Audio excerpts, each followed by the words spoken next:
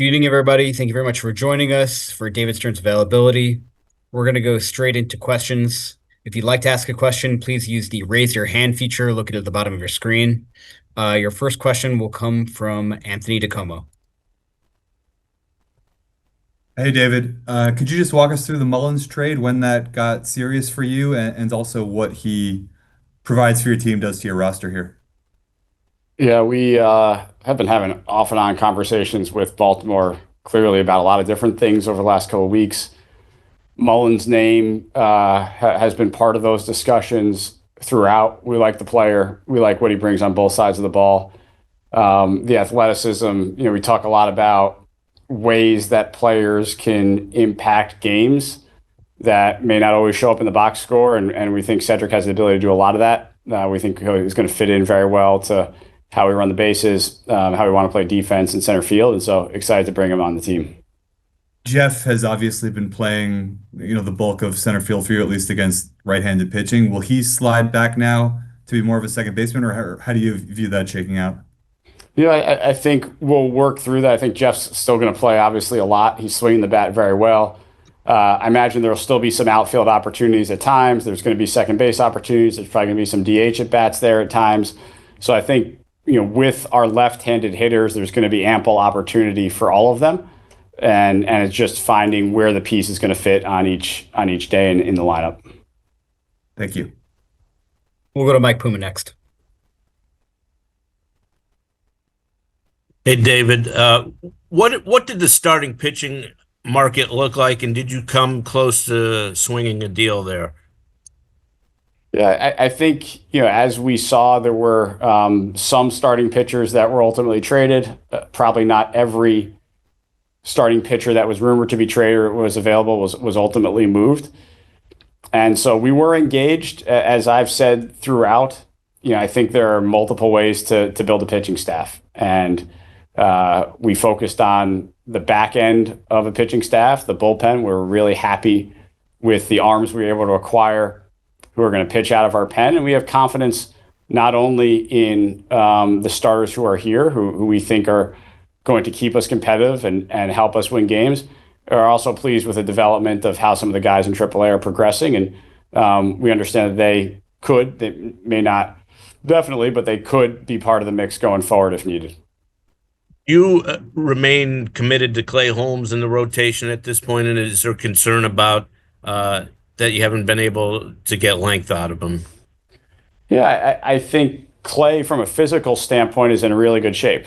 And I think the stuff, for the most part, has still been there. But you're right, we got to get a little deeper into games. Clearly, Clay knows that. He's working hard to do that, and I think we'll be able to see it. Next, go to Manny. My question was along the same lines as Anthony's.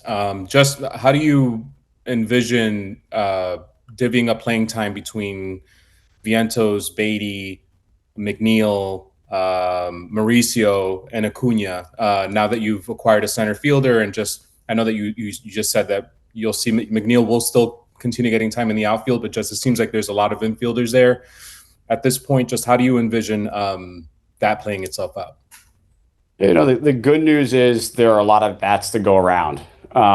When you're talking about a couple of infield positions, an outfield position, DH at bats, there are a lot of bats to go around. I think all of those guys are going to get plenty of time. Is there going to be one or two guys on the bench each day? Yeah, and then they're probably going to get a really leveraged pinch hit or an at bat late in the game, and so I think Mendy does a great job of figuring out who the right guys are for the lineup, given who we're facing, the attributes of the opposing pitcher, the attributes of the opposing bullpen, and I think we'll continue to do that. Next, go to Tim Britton from The Athletic. Hey, David, I'm wondering, during this entire process, how much are you projecting out and monitoring what the other contenders in the NL East, like Philadelphia, or in the NL as a whole, like San Diego, are doing or might do? And how does that influence kind of how you build out your plans at the deadline? Yeah, it really can't influence what we're doing. I think we're focused on following our plan and our strategy. If we get too influenced one way or the other about what one of our competitors is doing or not doing, I don't think that's going to lead to the most productive behavior on our end. So we focus on ourselves, executing our strategy, ensuring we're making every decision with the best information possible in the best manner possible. And if we do that, we'll probably end up in a good spot. And then, several of the players you traded were not in your farm system, I think, at the start of last season. How different was your farm system valued maybe this deadline versus last year?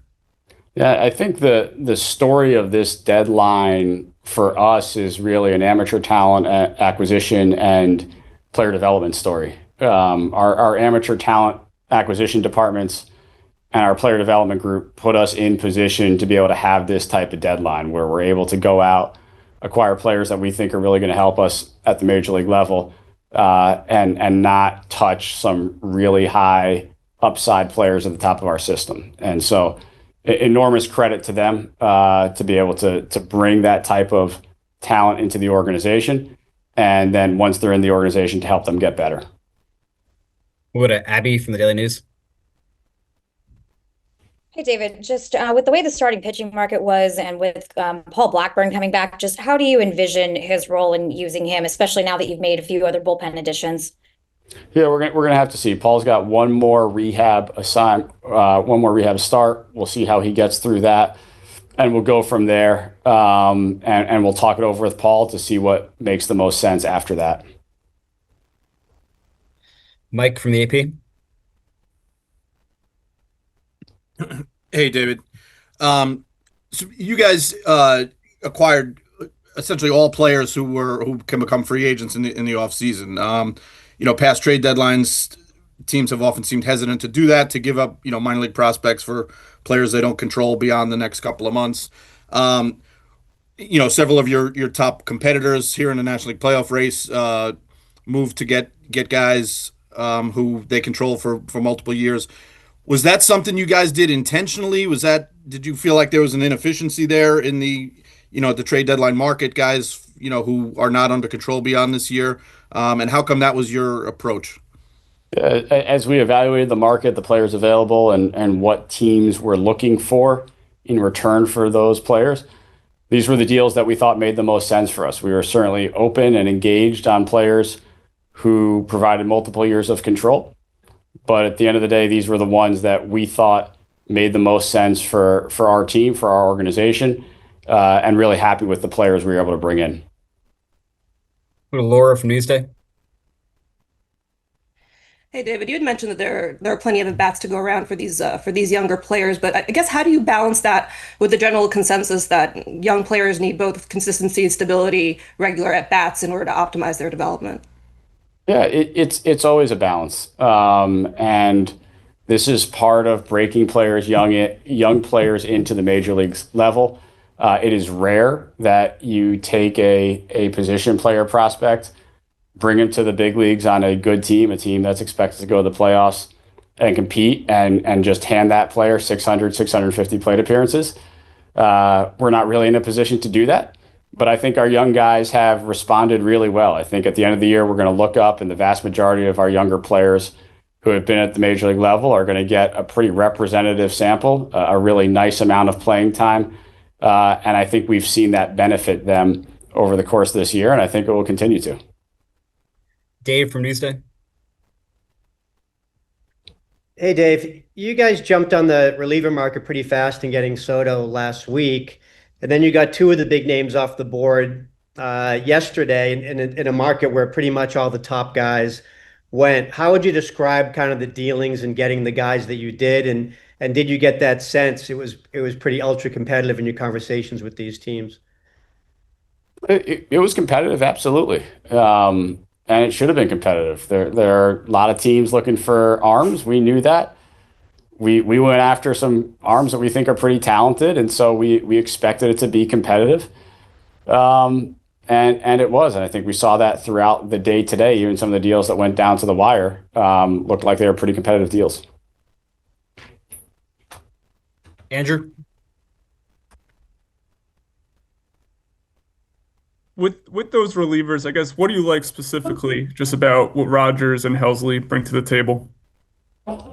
I think first and foremost, both those guys can get outs, and they can get outs in high leverage against both sides of the plate They're experienced guys. They can take the ball, and they do it differently from one another, which was another thing that I think was important for us to bring in some different looks, and certainly someone like Rogers provides that. So very excited to be able to bring in two guys like that who have had success either at the back end of a game or close to the back end of the game in true leverage environments and big spots. And we think both those guys are going to help a lot.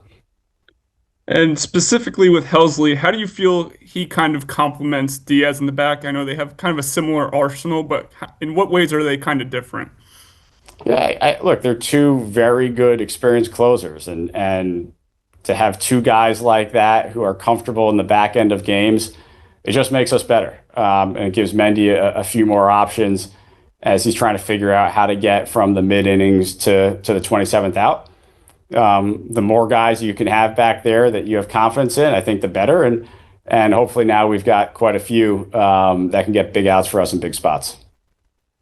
Mark? Hey, David, thanks for doing this. You mentioned being happy with the progression of some of your guys in AAA. I realize we've asked you a lot about Sproat and McLean, but just how close do you see those guys as being able to help?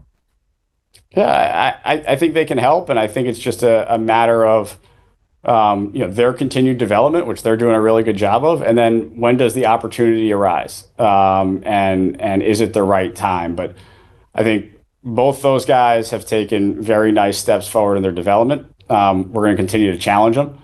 We're going to continue to ask them to get better and work on things, but they're doing a good job, and if we need if we need someone from AAA, I think we've got people down there, and they're certainly among them who can help us. Back to Tony. Hey, David, two more from me. Just in giving up specifically Gilbert and Tidwell in the Rogers deal, just how difficult is it to kind of, weigh the risk reward there of giving up two players who are obviously both good prospects, but very close to the big leagues? Yeah, they're good players. There's no question they're good players, and proximity to the major leagues certainly factors into these types of deals. And look, we believe we traded a number of players who are going to play on TV, and will continue to play on TV, and I hope they do. These are largely like really good players, good people. We're rooting for them, and we were in a position where we thought that these deals made sense, giving up good players to get players who maybe can help us in a little bit more concentrated fashion right now. Never easy decisions to make, but I felt like the right decisions to make right now. And secondly, you obviously have a big chunk of your lineup right now is healthy on big guaranteed deals in their primes. How much did that, thought of just, hey, the window's open now, we don't know when it's going to be or how long it will stay open, how much did that factor into your desire to be pretty active this deadline? Okay, I don't view this as windows. Like our responsibility here is to give ourselves a chance to make the playoffs and ultimately win a World Series every single year. That's what this should be. That's what we're aiming to make it. So I don't view this period of Mets competitiveness in a defined window. I view it as the beginning of what should be a very long and sustained period of competitiveness at the highest level. And I think the moves we were able to make the last couple of days certainly helped that this year, without in a very material way sacrificing some really high upside special talent that could help us in years to come. Tim? You all put Jesse Winker on the 60-day IL, and you've mentioned kind of the opportunities at DH for some of your younger hitters. What is the prognosis for Winker, and do you expect him back at any point this season? We still have some hope that he's going to be back at some point this season, but clearly this has taken a little bit longer than we had originally anticipated. Wink got an epidural. I think we've seen some progress since then, but frankly not at the pace that I think he or we were hoping. And so the 60-day IL timeframe lined up. Certainly not closing the door on this season, but it's not going to be August. And how much did that play into decision to hold all your young infielders and to add Mullins in center, specifically a left-handed bat in center that Mullins brings? Yeah, I think it played into it. What was a part of it. We were, looking at this segment of the market even before this direction for Wink became clear, but certainly as it became evident that Wink's absence was going to be a little bit longer, made us look even harder at this segment, especially left-handed bats. Laura? By that same tack, do you expect to see Jose Siri back this season? I think with Jose, again, still positive, still possible. Wouldn't write it off, but we need a little bit more news and a little bit more of an update for him, which we should get in the next week to 10 days to see what the timeline is for him to progress. Mark? Hey, David, thanks for doing this. I'm glad you finally get a chance to exhale. Just a couple of questions. Taking a look, reflecting back, the fact that you were able to add these 4 players and really only give up one guy off your major league roster and really protected a lot of your assets, how good do you feel about that?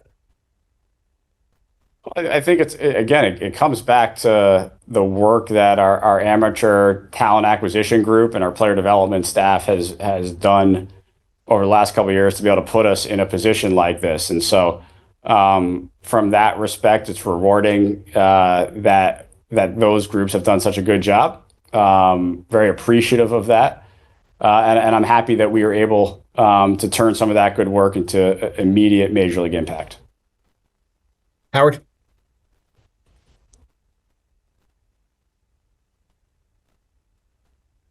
I'm sorry, Howard, we can't hear you. We'll come back to you. Mark? Yeah, I just wanted to follow up. You mentioned about some of the minor league pitchers possibly contributing down the road. One of the thoughts is, as you start hopefully looking at playoff rosters, would it be maybe to give Clay Holmes a little bit of a rest and then maybe move him, postseason into the pen as maybe that bulk guy? Yeah, that's not something that we're contemplating right now. We get past the trade deadline. Let's see how our roster plays. Let's see how things come together. And then as we get into August a little bit, we can really plot with a little bit more certainty maybe what September looks like when you've got the extra roster spot. But I think for now, we're going to let this play out the way it is and go from there. And we'll try again for Howard. You hear me now okay? Great. David, Howard, MedDal Baseball Prospectus. Just wanted to drill down a little bit into Cedric Mullins' numbers this year to see how much they did or did not play a part. Obviously, you guys are pretty lefty heavy, but his reverse splits are pretty significant this year. Wondering how much his production, specifically against lefties, played a part in looking into bringing him in to be part of the puzzle. And then just the defensive metrics are all over the place. So I'm just curious what you guys are seeing, where you think he is as a center fielder at this time. Obviously, the bat plays regardless, but wondering what you guys are seeing on the defensive side. Yeah, we like the quality of center field. He's played, especially over the last, let's say, 8 weeks, recovered from a little bit of a hamstring tweak, and since that point, we think he's played a really quality center field. From the platoon stuff, it's always tough to read too much into small sample reverse platoons. With that said, we noticed it. I think there have been some very real approach changes versus left this year for him. And so, that's great to see. And if he can continue that, I'm certain he's going to find his way into the lineup at times versus lefties. And I give him credit for working on that clearly and changing his approach to allow him to have some success. All right, David, thank you very much for your time, and we'll see everybody at the ballpark tomorrow. Thank you.